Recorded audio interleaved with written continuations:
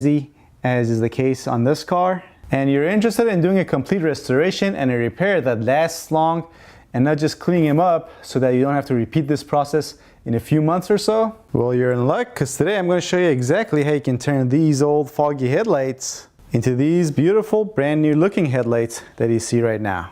I'm going to show you how you can do this using some basic products like masking tape and sanding paper, but most important of all, a new type of clear coat that I've yet to see anyone use on YouTube. Now, 2 years ago, I did do one of these videos where I showed you how you can restore headlights using some clear coat. However, in that video, I used some 1K clear coat that everyone else is using on YouTube to do these restorations. So I'm hoping today, by using these newer clear coats, we get a better result, but more important than that, a much longer lasting repair. And at the end of this video, I will also answer some of your common questions like how coarse or how fine of a sandpaper you can get away with. Should you apply wax to your headlights after you're done? Or if you should use some clear plastic primer before you apply your clear coat. Amongst some other questions that people ask. So go ahead and pull up a chair and watch this video all the way to the end. If you already have pulled up the chair, go ahead and grab a beer, because today we're gonna get drunk. Learn stuff. Alright, so the reason you might have yellowing or hazy headlights is due to the damage to the UV layer or the clear coat that's sprayed on these headlights when they come out of the factory. Actually, this UV protective layer on this headlight is so bad, you can actually see me chip it off with my fingernails. And when this layer starts breaking down, you get this hazy look, which is what we got going on here. And if you have yellowing headlights, that's simply the dirt that's normally on the roads that you drive on, and which is flying at your headlights at 70 miles per hour and sticking to that broken down UV protective layer and giving your headlight that yellowish or brownish color. Now, as a temporary fix, some people like to use a polisher like this and some rubbing compound to polish their headlight and bring back some shine to it. But that's simply a temporary fix and it won't last long, and you're going to be back to square one in no time. In order to permanently restore this headlight, we first need to remove the remnants of the UV protective layer we still have on this headlight and then apply our own. Alright, so the first step when you're about to spray anything is to make sure that it's completely clean. So go ahead and grab yourself a clean bucket of water and add some good old dish soap to it.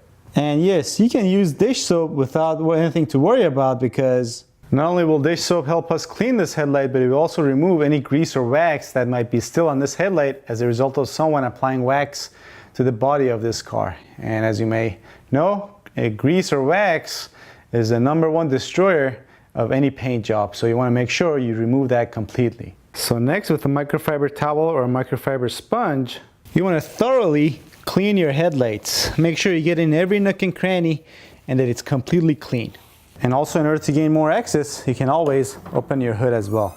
Also, you should go without saying that if you're doing on a car where removing the headlight is not super difficult, it's always easier if you remove the headlight from the car and do everything outside. But that's simply not the case for this Audi. I believe in order to remove the headlight, the whole front bumper cover needs to be removed. I'm simply not going to do that, and most of the times you should be able to get away without removing the headlight from the car. Alright, next you get yourself a clean bucket of water, and next, with a new clean microfiber towel or sponge, you want to thoroughly wash down your headlights and the surrounding panels.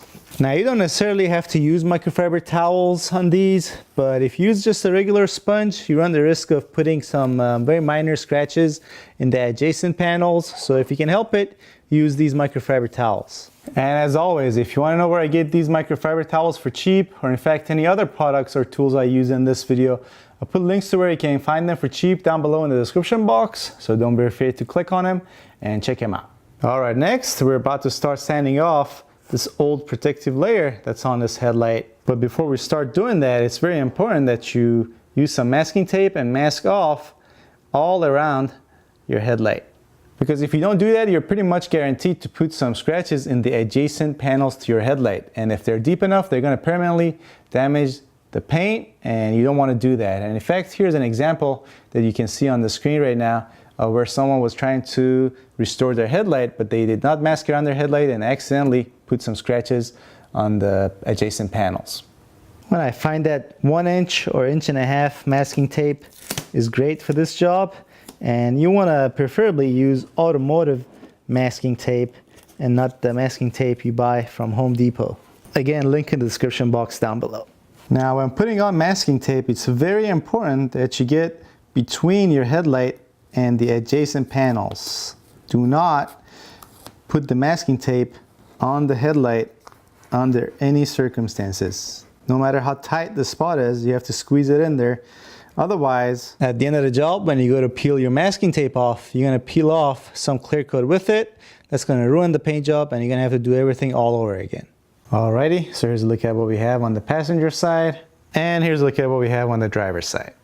And now, it's time to start sanding these headlights. Now, as far as what grit sandpaper you need to use, that's going to depend on how badly the UV protective layer on your headlight is damaged. If it's badly or severely damaged, you need to use a more coarse sandpaper at first. Now, you got to keep in mind your clear coat can cover or hide 800 grit sand scratches and finer.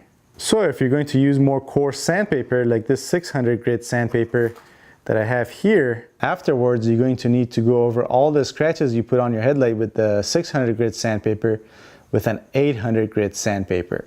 Now, some people like to use even finer sandpaper as their final sandpaper, like this 1500 grit, very fine sandpaper you see here. And that's fine. Actually, when you spray clear coat over a fine sand scratch like the 1500 sand scratch, the odds are that the clear coat will go on there smoother and you'll have a smoother finish. But on the other hand, if you spray clear coat over, let's say an 800 grit sandpaper, the odds are that it will stick better to your headlight and you will have less of a chance of your clear coat chipping off your headlight again. But again, the trade-off is that the clear coat may not go as smooth on an 800 grit sand scratch than it would on a 1500 grit sand scratch. But you can always remedy that afterwards by polishing, which I will show you or talk about at the end of this video. And as I mentioned, I'm going to be wet sanding this headlight with this 600 grit sandpaper. And that's because I consider the damage on this headlight to be about a medium to maybe a severe case. And in order to do this, I'm going to be using this soft sanding block. And these soft blocks work great with these standard size 9 by 11 inch sandpapers. And that's because if you were to cut these in half, each half would fit perfectly around these sand blocks. That way you won't waste any sandpaper. And we're going to be wet sanding these headlights, which simply means we're going to be using water with our sanding block. And you're going to be spending a good amount of time on these headlights, sanding them down. You gotta have to make sure you're very thorough and that you get all the flaky remnants of the old clear coat or UV protection layer that's on these headlights off. And every so often you need to check your work, so either grab a microfiber towel or one of these soft blocks and wipe down the area. Make sure you have a smooth surface. And here's a close shot of what we have. I've been working on the right side, and as you can see, it's much smoother when compared to the left side of this headlight. But if you look very closely towards the top of this headlight, there are some deeper chips that I was not able to get with my 600 grit sandpaper. So in order to get those in that area alone, I'm just gonna swap over to this 400 grit sandpaper you see here. All right, hopefully this 400 grit sandpaper will make a quick meal of these. Alrighty, and here's what we have after we use some 400 grit sandpaper in this area. As you can see, we were able to get rid of the deeper chips and it's all smooth now. So now we can go back to our 600 grit sandpaper and finish up the rest of the headlight. Also, another very important tip I can give you is that to get every corner of your headlight. So you probably need to do this by hand, but get your sandpaper underneath and around your headlight and get every corner and edge on your headlight well sanded. Because if you don't, this is where your new clear coat is going to start peeling from, and you don't want that to happen. Alright, so I'll fast forward through the rest of the sanding of this headlight with the 600 grit sandpaper, but expect to spend about 5 to 15 minutes sanding down your headlight depending on how badly damaged it is. Alrighty, and here's what we have right now after going over this headlight with some 600 grit sandpaper. Everything is smooth to the touch, no more chipping UV protective layer or clear coat, so we can go on to our 800 grit sandpaper now. Alright, you know what? I just realized I do not have any 800 grit sandpaper, but I do have some 1000 grit sandpaper. So this is what I'm going to use as my final sandpaper before I start spraying clear coat. And again, you can go all the way up to 1500 grit sandpaper before your clear coat, but you don't want to jump from 600 grit to 1500 grit. You want to go 600 to 1000 to 1500, and even at that you want to make sure you're very thorough with 1000 grit over 600 grit. And again, expect to spend about 10 minutes sanding each headlight down with 1000 grit or your final grit sandpaper. Also, I forgot to mention that in order to sand these headlights down, you're going to need a lot of elbow grease. Now, if you don't know what elbow grease is, it basically goes into the area where you're sanding or working on.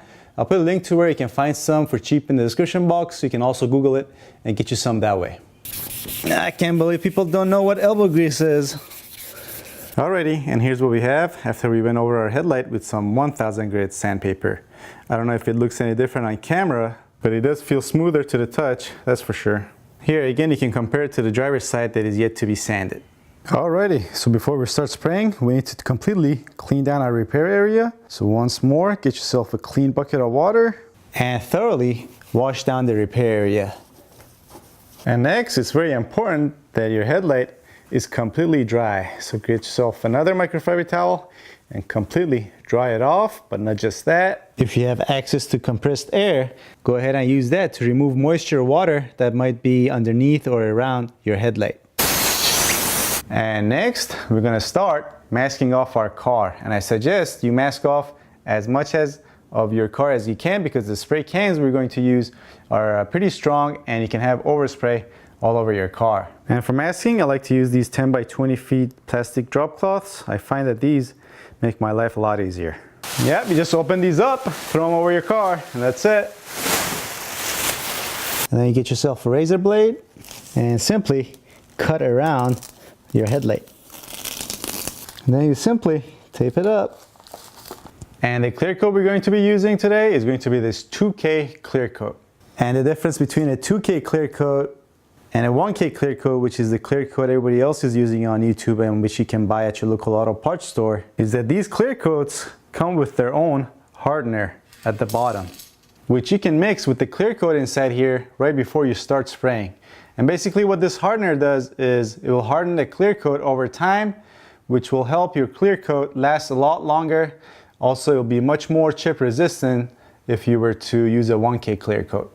Again, I put a link to these in the description box for those of you that are interested. But what you'll need to do next is to first shake this can for 2 minutes straight. Next, you need to remove this red cap from up top, put it on the bottom of the can like this, lay the can on the ground and press down like that. And now the hardener is mixed with the clear coat. And once again, we'll shake it for 2 minutes. And we're gonna put 3 coats of this on each headlight. We're gonna do 1 light coat and 2 medium coats. And by light and medium coat, basically you just simply move faster for a light coat and then just move a little bit slower for a medium coat. And it's always good practice when you're spraying with a can to first start moving your hand, then start spraying. Otherwise, you end up leaving a blob of paint or clear coat in this case where you start. So you want to spray like this and not like this. Here you can see it better this way. Also, when you're using these cans, you want to spray on something before you start spraying on your panel so you get rid of the splatter. See, now it sprays fine. Also, before I forget, you want to make sure you spray with 50% overlap. So you spray once, then you come down 50%, and then you spray your second coat. Also, between each coat, it's very important that you shake your can. Oh yeah, and you want to wear one of these and work in a well-ventilated area. Alrighty, here's our first coat.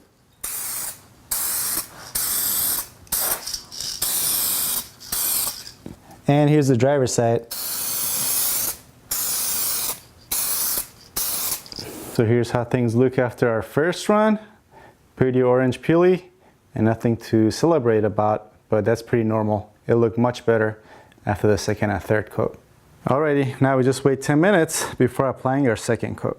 10 minutes later and it's time for our second pass, and we're gonna put this a little bit heavier.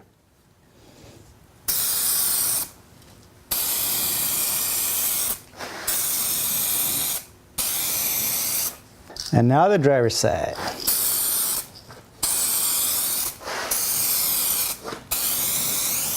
And here's how things look after our second coat. It's already looking pretty nice and shiny. Also, I should mention that with these spray cans, the orange peel, as you can hopefully see, is not super bad either. And now it's time for our third and final pass.